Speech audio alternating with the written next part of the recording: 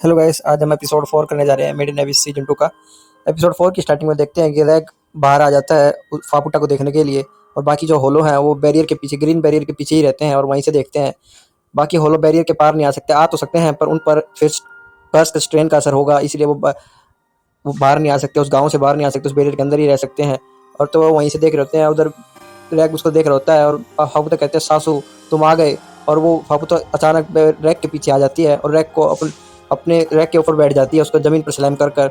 और रैग कहती है कि तुम चेंज हो गए हो। और ऐसे ही रैग नीचे लेटा लेटा उसके शरीर की जांच कर रहा होता है फापुटा की, और चेक कर कर बता इतना जान पा रहा है कि नैनाची जैसे होलो है। इसके टेम्परेचर, बॉडी के टेम्परेचर, इसके हाथ, इसका सेंट, जो इसकी खुशबू है वो सारी नैनाची जैसी है, नैनाची जैसे ही होलो है। तभी फापुटा उसके हाथ को देखती है, कहती है सासो ये तुम्हारे हाथ को क्या हुआ, किसी ने तुम्हें चोट बचाई कि क्या क्या हुआ तुम्हारे हाथ को, ऐसे कह रही होती है। और रैग को जो अपने फ्यूचर से कुछ मेमोरीज याद आती हैं, जिसमें फापुता उसको रैग रैग कर रही होती है। रैग चौंक जाता है कि क्या हम पहले मिले हैं, ऐसे पूछता है उससे। और कहता है फापुता कहती है तुम्हें क्या हुआ, तुम कौन हो। तो रैग पूछता है तुम कौन हो, मैं तुम्हें जानता नहीं हूँ, क्या तुमने ही वो नोट छोड़ा था वहाँ पे केव में। तभी फापुता ऐसे अचंभित रहती है कि कैसे भूल गई। तभी वो जो जाइंट रोबोट होता है वो कुछ इशारों में कहता है कि तुम्हारे पीछे वो अपने पीछे देखते तो सारे वो लोग उसे देख रहे होते हैं। तभी फापुता कहती है मुझे इतनी सारी आंखें देखना मुझे पसंद नहीं। तो वो रैग को अपने बालों में लपेट कर वहाँ से रोबोट के ऊपर चली जाती है और वो अपने सीक्रेट हाइड आउट में उसे ले जाती है। इस एपिसोड का नाम है फ्रेंड्स। और एपिसोड की नानाची का सीन दिखाया जाता है। नानाची अपने कॉमन डिवाइस को चेक कर होता है जिसमें सिग्नल नहीं आ रहे होते। ये कहता है कि क्या किसी ने सिग्नल ब्लॉक कर दिया इसके, क्या कभी रैग कोई लापरवाही तो नहीं करेगा, कभी कहीं फंस के खड़ा हो जाए। तभी काजा पूछता है नाइस स्मेलिंग वन। तभी नानाची बताया मेरा नाम नानाची है। तो फिर कहता है नाइस स्मेलिंग नानाची, अथवा तो तुम मेरे साथ चलो। तो कहते तुम्हें खाना पानी लेने के लिए अपनी वैल्यू बनानी होगी अपने शरीर की। तो बोलता है हाँ ठीक, तुम ठीक तो कह रहे हो। तो उसके लिए वो फिर सोचता है कुछ चलते चलते कि मुझे क्या करना चाहिए अपनी वैल्यू बनाने के लिए। तो वो पूछता है कि क्या जब मेनिया की बैलेंसिंग हुई थी, बैलेंसिंग क्या है, जब रिको ने मेनिया की वैल्यू कैसे डिसाइड की थी। तो कहता है कि ये आइबेरो जो गांव है ये सबके डिजायर, यानी जो जिसको पसंद करता है किसको उसकी वैल्यू वैसे डिसाइड होती है। ये विलेज अपने आप ही किसी हर एक बंदे की वैल्यू डिसाइड कर सकता है, और उसके डिजायर वो किसी सोल सिग्नल से पता कर सकता है कि किसके दिमाग में क्या डिजायर और क्या चाहता है वो। तो उसके हिसाब से उसकी वैल्यू तय की जाती है। और सोल कनेक्शन ऐसा है कि आदमी चाहे कितना झूठ बोल ले वो नहीं सकता। तो इनके सीधे शब्दों में कहता है कि तुम अपने सच ही बोल सकते हो, और सोल कनेक्शन से तुम सच ही। तो काजा पूछता है तुम्हारी वैल्यू क्या है, तुम किसे ज़्यादा पसंद करते हो, तुम्हारा डिजायर क्या क्या है। तो ननाची बताता है मैं और मिट्टी और मेरे दोस्त। तभी काजा कहता है मिट्टी मिट्टी को तो मैं जानता हूँ, वो बहुत ही खुशबूदार है, उसको तो मुझे भी चाहिए। वो 3 सेज ऑफ बिलाफ के पास है अभी फिलहाल, वो उसके शरण में है वो। और मिट्टी वही है क्या जो एबिस के कर्ज से कुचला हुआ एक मांस का टुकड़ा जैसा है, उसको तो मास्क मैन यहाँ पर छोड़ कर गया था। तभी मास्क मैन सुनते ही ननाजी एकदम चौंक जाता है और कहता है तुम क्या कहना चाह रहे थे, दोबारा दोहराओ। तो क्या द 3 सेज ऑफ, नहीं ये नहीं, दूसरी बात, मास्क मैन वाली बात। हाँ वो यहाँ पर छोड़ के गया था, वो सब कुछ समझ गया कि ये बॉन्डोर का ही किया जा रहा है, उन्होंने ही हमें यहाँ भेजा है और उसका ही किया जा रहा है सब। और सीन चेंज होता है, फिर रैग का सीन दिखाया जाता है। रैग फाबुता की गुफा में आ जाता है और कहता है कहाँ हूँ मैं। तभी फाबुता से पूछते क्या हुआ तुम्हें, तुम मुझे भूल गए, तुम इस जगह को भी भूल गए सासो, क्या हुआ तुम्हें। तभी वो रैग कहता है मैं क्वेश्चन तो नहीं करना चाहता तुम्हारी ये देखकर, पर मैं पूछना चाहता हूँ हमारा रिलेशनशिप क्या है, हमारा संबंध क्या है एक दूसरे से, कैसे मैं तुम्हें जानता हूँ, मैं अपने बारे में खुद नहीं जानता, मैं अपनी मेमोरीज भूल चुका हूँ इस टाइम की। क्या तुम मुझे बता सकती हो मैं कौन हूँ, मैं खुद जानना चाहता हूँ मैं कहाँ से आया हूँ और क्या हूँ, प्लीज बताओ। तभी फाबुता कहता है मैं तुम्हें चेक करूंगी तुम्हारे को और फिर मैं बता सकती हूँ। तो वो कहता है श्योर तुम चेक कर सकती हो। तो फाबुता उसको चेक करने लगती है और कहती है कि फाबुता उसके हेलमेट कपड़े लेने लगती है। तो रैग सोचता है मन ही मन की क्या इसको कॉम डिवाइस ना मिल जाए, थोड़ा मुझे ध्यान रखना होगा, उसको मेक श्योर करना होगा। तभी वो उसका कॉलर लेती है जो गले में वो पेप सा टांगे रहता है, और कहते हैं तुम मुझसे कुछ पूछो तो जब भी तो मैं बताऊंगी। तभी कहता है मैं तुम्हें एक बार जांच लूँ फिर मैं बता सकती हूँ। तो उसके हाथ को चेक करती है, उसके हाथ में जो घाव होता है उसको खुरचती है, वो उसको दर्द होता है रैग को। और उसके जो पेट में वूंड था उसकी नाभि में, उसको भी चेक करती है और कहती है तुम्हें तो वूंड मिला हुआ। वो कहता है इसको पूरी तरह हिल नहीं हुआ, इसको मत छेड़ो। तो रैग उसको अपने चारों हाथों से जकड़ लेती है और कहती है हिलो मत, और वो भी हिल नहीं पा रहा होता है। फाबुता उसकी नाभि में अपना नाखून डाल देती है और चेक करती है, उसके ब्लड को टेस्ट कर कर कहती है तो सेम है, तो सासों का ही है, तुम तो ब्लड से बिल्कुल ठीक हो, तुम वैसे ही हो जैसे पहले थे, फिर तुम्हें याद क्यों नहीं है, तुम कैसे मुझे भूल सकते हो, और तुम ह्यूमन चाइल्ड के साथ हो और होलो चाइल्ड के साथ आए हो, तुम्हारा हाकू कहाँ है, तुम हाकू लेने गए थे। वो कहता है क्या हाकू, मुझे नहीं पता तुम क्या बातें कर रहे हो, तुम कहाँ से आए हो, वो हाईएस्ट वैल्यू थिंग। तो कहता है तू फाबुता के रैग हो, तो उसको छोड़ नहीं होती है। तो रैग उसको धक्का देता है और कहता है छोड़ो मुझे, और उसको दूर भगा देती है और कहती है मुझे यहाँ हॉल में से बाहर निकलना है, मुझे वापस जाना है। वो अपने कपड़े वपड़े दोबारा सारे पहनता है और कहता है मैं रिको के पास वापस जा रहा हूँ सरफेस पे। तो कहते हैं तुम रिको को यहाँ पर क्यों लेके आए हो रैग, कहते रैग रैग नाम मत लो, मेरा नाम रैग रिको ने दिया है तुम्हारा। वो फाबुता बताती है तुम्हारा तो पहले भी रैग ही नाम था। तो कहती है मैं झूठ नहीं बोल रही हूँ, फाबुता कहते हैं। तो रैग जा रहा होता है, तो कहते हैं तुम कहाँ जा रहे हो? कहते हैं सॉरी मुझे वापस जाना होगा रिको और ननाची के पास, वो मेरा इंतजार कर रहे होंगे। तो वो ननाची फाबुता कहती है तुम उनके साथ रहना चाहते हो ह्यूमन चाइल्ड के साथ? अगर वो मर जाएंगे जब भी तुम उनके साथ रहना चाहोगे? तभी कहते हैं तुम क्या करोगे जब वो मर जाएंगे? तो कहते हैं जब की जब देखूंगा। वो चौंक जाता है सुनकर ये बातें उनकी, और कहता है बाद की बात देखूंगा जब वो मर जाएंगे, उनके बाद की बाद में सोचूंगा मैं। और वो वहाँ से चला जाता है और पापू तो बिल्कुल नाराज हो जाती है कि फिर वो अलोन हो गई। और रैग फिर जा रहा होता है, वो रास्ता ढूंढ रहा होता है वापस जाने का। वो क्लॉक टावर देखता है कि मैं यहीं से आया था, जब शुरू में आया था तो मैंने इसको देखा था क्लॉक टावर को। तो वो रोबोट भी उसके सामने होता है। वो कहता है मुझसे लड़ना नहीं, अटैक मत करना, मैं जा रहा हूँ यहाँ से। तो वो उस अपने पेट पे देख रहा होता है, कह रहा है छोटे छोटे घाव, ये मेरी स्टूपिड बॉडी, छोटे घाव हील नहीं होते और बड़े बड़े घाव आसानी से हील हो जाते हैं मेरे, ये क्या दिक्कत है, मेरी बॉडी है ये बेकार सी बॉडी है। और फापुट्टा कहता है वो वैसे तो बहुत ही खूबसूरत है उसकी, फापुट्टा की ब्यूटीफुल है, फिर भी मैं कहता हूँ मैं उसको जान नहीं पा रहा हूँ, उसके पास्ट को मैं याद नहीं कर पा रहा हूँ, क्या मैंने उसके साथ कुछ किया था, मेरा उससे क्या रिश्ता है, मैं समझ नहीं पा रहा है। जो पास्ट है मैं याद नहीं कर पा रहा हूँ। मैं आंसर ढूंढ रहा हूँ, वो क्वेश्चन उसके पास है आंसर मेरे, पर मैं क्या करूँ, मेरी मेमोरी नहीं है। जब तक मेरे पास मेमोरी नहीं है मैं क्या कर सकता हूँ? वैसे तो वही बता सकती है मुझे कुछ।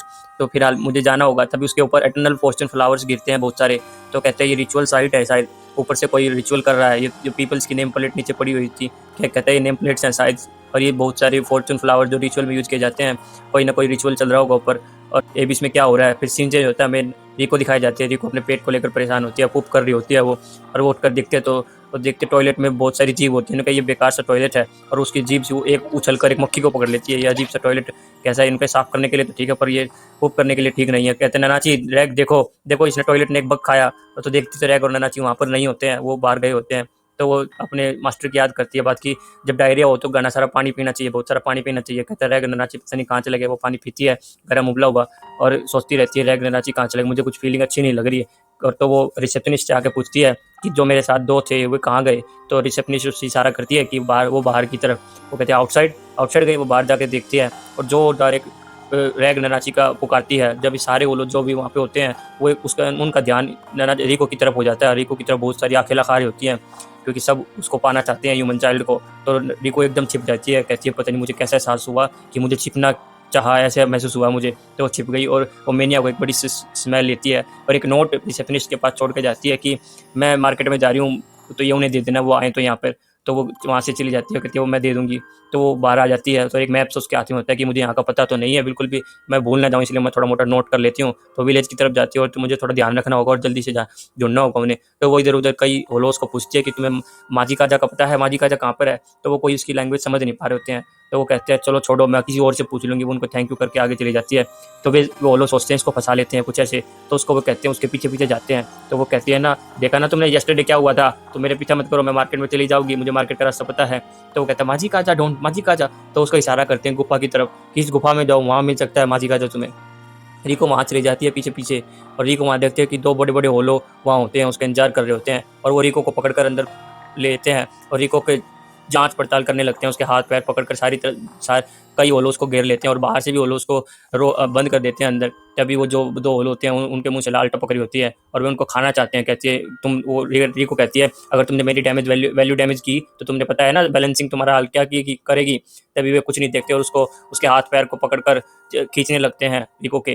तभी वो मेनिया को भी पकड़कर दबाने लगते हैं। तभी वहाँ पर वो माँ करेक्टर आ जाती है पिंक कलर की, जो पहले बैलेंसिंग में डिमोलिश की गई थी। वो जोरदार पंच मारती है कोलो को, और मेनिया को छुटा लेती है। मेनिया को अपने हाथ में पकड़ लेती है, और कहती है हाँ बचा लिया, अपने लैंग्वेज में माँ माँ कर। और उसकी आंखों में आंसू रहते हैं, शायद वो प्यार करती है उसको। तभी बैलेंसिंग का साउंड आता है, और माँ कहती है हमें जाना चाहिए, माँ अपनी भाषा में। और वो बाहर भागने के लिए दौड़ते हैं माँ और रिको, और वहाँ पर बैलेंसिंग की शैडोज निकल के आ जाती हैं बहुत सारी, जो कि उन सारे होलोस को पकड़ लेती है, और रिको और माँ को बाहर भगा देती है। तो रिको कहती है शायद ये ब्लैक थिंग अब की बार तुम्हारे लिए नहीं आई है, माँ के लिए, तो बहुत ही शुक्रिया। तभी कहती है मेरी जान बचाने के लिए तुम्हारा शुक्रिया, अब मुझे मेनिया को वापस लौटाओ। तो वो मेनिया को उसे वापस लौटा देती है, और उसको रिको माँ को थैंक यू करती है, और कहती है तुम्हारी बॉडी कैसे सलामत है, तुम्हारी तो डेमोलिश हो गई थी। वो माँ माँ कर रही होती है। तो रिको कहती है अब तो मैं और कन्फ्यूज हो गई, अब मुझे समझ नहीं आ रहा तुम क्या करना चाह रहे हो। रिको मनी मन सोच रही होती है इतना कमोशन होने के बाद भी वो बाहर नहीं आए, इसका मतलब कुछ ना कुछ हुआ होगा उनके साथ। तो कहती है माँ को कि सॉरी मुझे जाना होगा, मुझे उन दोनों को ढूंढ रहा होगा, थैंक्स फॉर सेविंग मी। और वो वहाँ से जाती है और कहते हैं मैं तुम्हारा फेवर जल्दी रिटर्न करूँगी किसी न किसी टाइम। तो वो उसको छोड़कर सी जाती है। माँ वहाँ पर माँ माँ और रोने लगती है कि मैं अकेली होगी अकेली होगी। तो रिको फिर दोबारा उसके पास आती है और कहती है चलो हम दोनों साथ चलते हैं। तो उसका हाथ पकड़कर वो उसको लेके चलती है और साथ में कहते हैं हम दोनों साथ में चलेंगे, तो मुझे गाइड करना, ठीक है? मैं तुम्हें माँ बोलूँ, तुम्हारा नाम चलो मैं माई टेक देती हूँ, मैं कहीं लॉस्ट ना हूँ तो मुझे गाइड करना आगे जाके। वो कहती है माँ माँ। और फिर सीन चेंज होता है, हमें ननाची दिखाया जाता है। ननाची माजिका को कहता है कि तुमने सुना वो बैलेंसिंग का साउंड था? माजिका जो कहता है हाँ सुना तो था पर वो खत्म हो गया है। तो फिर ननाची कहता है चलो उसको छोड़ो, मुझे आगे गाइड करो। फिर सीन चेंज होता है, फिर हमें मार्केट दिखाई जाती है, मार्केट बहुत क्राउडेड होती है। और फिर भी रिको कहती है कि चलो इससे कोई दिक्कत नहीं, मैं क्राउड का मुझे आदत है, मैं पहले गाइड करती थी ना। तो वो उसके साथ माँ चल रही होती है, तभी कहती है वो पता नहीं कहाँ चले गए दोनों। तभी उसे खुशबू आती है खाने की बहुत अच्छी और कहती है यहाँ पे कोई शॉप वगैरह रेस्टोरेंट देखती है, उसके सामने एक रेस्टोरेंट होता है। कहती है तो रेस्टोरेंट है यहाँ पे, रेस्टोरेंट है? तो कहता है देखता हूँ यहाँ क्या खाना मिल सकता है। तो कहता है डायरिया में पानी पीना चाहिए, खाना नहीं खाना चाहिए, खाना चबा कर खाना चाहिए नहीं तो ज़्यादा से ज़्यादा। तो वो रेस्टोरेंट में पहुंचती है तो उसे पता नहीं क्या खाना चाहिए, खुशबू तो अच्छी आ रही है। तो उसे बस वो देखते हैं इधर उधर की दूसरों की थाली में और मेन्यू को अंडरस्टैंड नहीं कर पा रही थी वो। तो माँ से पूछती है क्या ऑर्डर करना चाहिए मुझे, क्या अच्छी चीज़ होगी यहाँ पर। तो वो देखती है तो कहती है कि जो इसकी थाली में है उसका उसका चेहरा मेरे जैसा है तो मैं चबा सकती हूँ शायद, जैसे वो खा पा रहा है तो मैं भी खा ही लूँगी। तो कहता है जो उसकी थाली में वो ऑर्डर कर दो। तो वो ऑर्डर आता है उसके सामने, कहता है इसको कैसे खाना है? तो वो बलून सा होता है, उसको बलून को चम्मच देती है तो उसको एक और चम्मच को फोड़ती है, वो बलून को फोड़ती है तो उसके अंदर अंतड़ियाँ होती हैं। तो कहती है स्मोकी हुई हैं, खुशबू तो अच्छी आ रही है। तो वो स्पून तो क्या छोटा है ये, इतना खाने के लिए ठीक होगा? तो वो खाती है, उसे गर्म लगता है पर वो बहुत अच्छा लगता है। कहता है इससे तो मैं पूरे दिन खा सकती हूँ। वो जल्दी जल्दी उससे पूरी प्लेट को खाती है। कहती है तुम इसको खा लोगी, तुम हैंडल कर लोगी? वो कहती है जो बावर्ची होती है, कहते हैं तुम हमारी लैंग्वेज जानती हो? कहती है हाँ मैं जानती हूँ और यहाँ पर कुछ और लोग भी जानते हैं और ये रोस्टेड टेक्सटिकल है और मैं इसे सिर्फ मैं ही सर्व करती हूँ यहाँ पर और कोई सर्व नहीं करता।